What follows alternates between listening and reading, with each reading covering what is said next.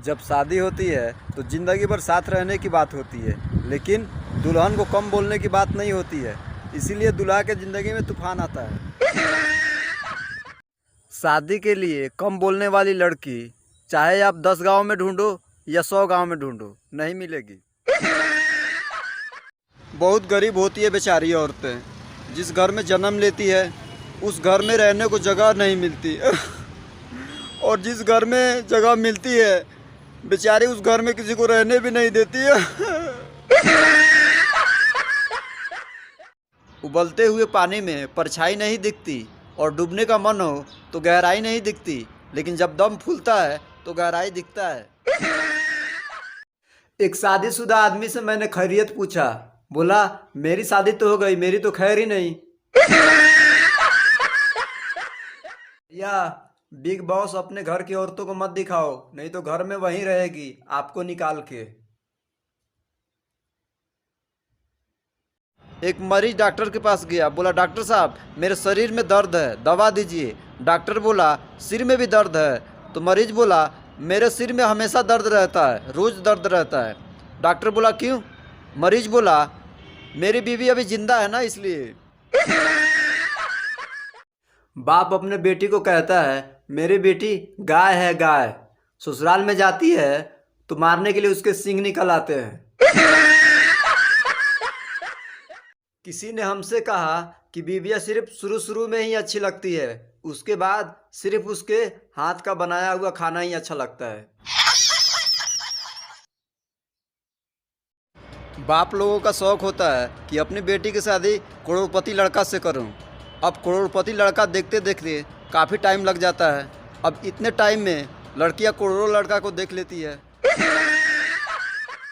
लोग मुझे गलत कहते हैं, लेकिन झूठे लोग मुझे सही कहते हैं। अगर आप लोगों को लगे कि मजदूरी करना आसान है तो मजदूरी करके एक बार देख लेना। जब किसी को उदास और परेशान देखना तो समझ लेना उस बेचारे की शादी हो गई है। लोगों को ये गलत फहमी है कि औरतें सिर्फ मर्दों से ही झगड़ा करती है। औरतों को फ्री छोड़ दो, कहीं आने जाने दो, देखो वो पड़ोसी से झगड़ा करके जरूर आएगी।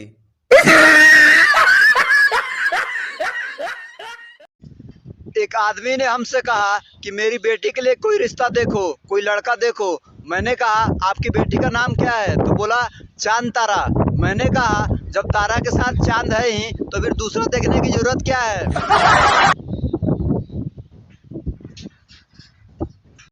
किसी ने हमसे कहा, औरतें मर्दों के लिए रोती कम है, रुलाती ज्यादा है। एक शादीशुदा आदमी था। वो घर से जब भी बाहर निकलता था तो वो काफ़ी खुश नज़र आता था।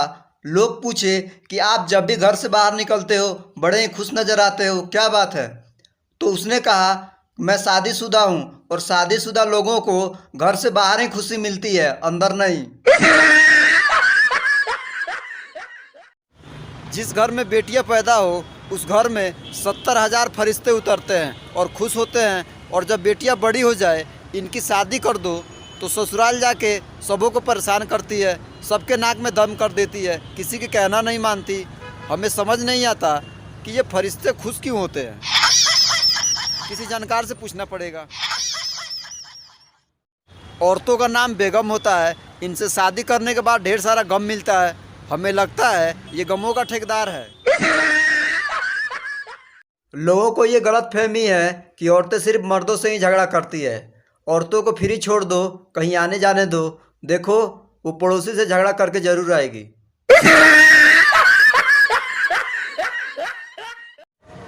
पहले के ज़माने में जब शादी के लिए लड़के लोग देखने जाते थे तो लड़की का बहुत तारीफ सुनने को मिलता था। बोलते थे कि लड़की बहुत अच्छी है, हमेशा ऊपर वाले का नाम लेती है। आज के ज़माने में जब कोई लड़की देखने जाता है तो सुनने को मिलता है कि लड़की गुटखा खाती है। हमारे संविधान में नाजायज़ संबंध बनाना ये कोई जुर्म नहीं, कोई अपराध नहीं। इस कानून पे किसानों का नज़र नहीं है। जिस दिन नज़र पड़ गया ना, वो ये भी टूट जाएगा। पहले का महाभारत शैतान और भगवान के बीच हुआ था, लेकिन अब के महाभारत नेता और जनता के बीच हो रहा है। लेकिन इस महाभारत में शैतान नेता है। दिल से चाहने वाले लोगों को खोना मत, क्योंकि ऐसे लोग आज के डेट में नहीं मिलते। भाइयों, आप अपने दोस्तों के पास चले जाओ, बिना मतलब का झगड़ा ही नहीं होगा। और आप बीवी के पास चले जाओ, बिना मतलब का झगड़ा हो जाएगा। औरतें कहती है कि मर्द लोग शादी के बाद प्यार नहीं करते। अब बताइए, जो इंसान हमेशा दिमाग खराब करे उससे प्यार कौन करेगा। खाना पकाने के लिए आग चाहिए और मर्द को पकाने के लिए औरत चाहिए। औरत अगर अपनी जुबान बंद कर ले तो महाभारत कभी नहीं होगा। जब किसी को ज़्यादा उदास और परेशान देखो तो उसको समझाओ कि बीवी से ज़्यादा बात नहीं किया जाता। औरतें करवा चौथ की व्रत रखती है, उसमें मर्द की लंबी उम्र की दुआ मांगती है, लेकिन वो मुंह में ही दुआ मांगती है, बोल के नहीं मांगती। मेरे ख्याल से बोल के मांगना चाहिए, इससे कम से कम पता चलता कि मर्द की लंबी उम्र की दुआ मांग रही है या कम उम्र की दुआ मांग रही है।